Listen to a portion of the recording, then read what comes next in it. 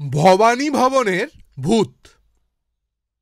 সেদিন রাত্রির বেলায় 5খানা মার্ডার কেসের আসামি ধরে নিয়ে ভবানী ভবনের লকআপে, 4 তলায় যে লকআপ আছে সেই লকআপে দিয়ে আমি লিফটে করে নামছি।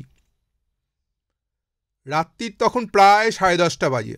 কেমন যেন একটা অদ্ভুত মনে হচ্ছে, যেন কেউ যেন আমার সঙ্গে আছে, কিন্তু একদম ফাঁকা। করিডোরে একটা ছোট্ট আলো জ্বলছে, একদম একদম মায়াবীয় পরিবেশ, একটা ভৌতিক পরিবেশ অবশ্যই আছে।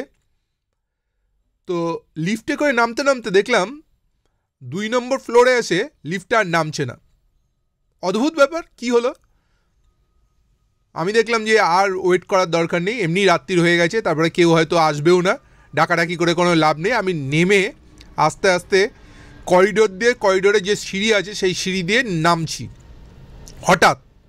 হঠাৎ দেখলাম একজন কনস্টেবল এসে আমাকে স্যালুট করলো।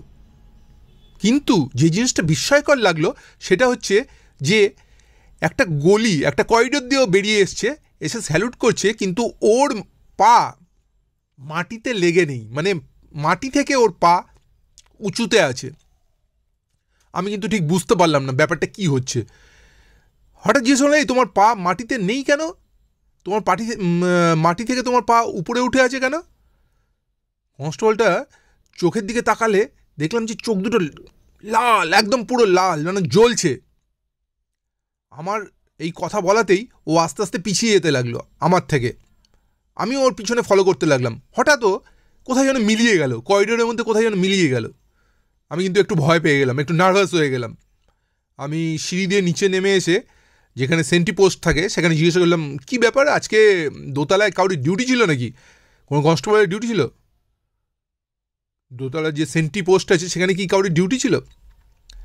নিচতলার যারা ছিল তারা বললো, না স্যার, ওখানে তো কেউ ডিউটি নেই, আজকে তো ওখানে পুরোপুরি কাউরির কোনো ডিউটি নেই। কেন, আপনি কি কিছু দেখেছেন? আমি বললাম, হ্যাঁ, একজনকে দেখেছি, কিন্তু বেশি কথা বললাম না, তাহলে ভাববে যে স্যার ভয় পেয়ে গেছে। ওরা আমার কথা শুনে একটু মুচকি হাসলো। তার মানে বুঝতে পারলাম যে ভবানী ভবনে এখনও রাত্রিবেলা ভূত বেরোয়। কাজেই বি কেয়ারফুল, বি সাবধান।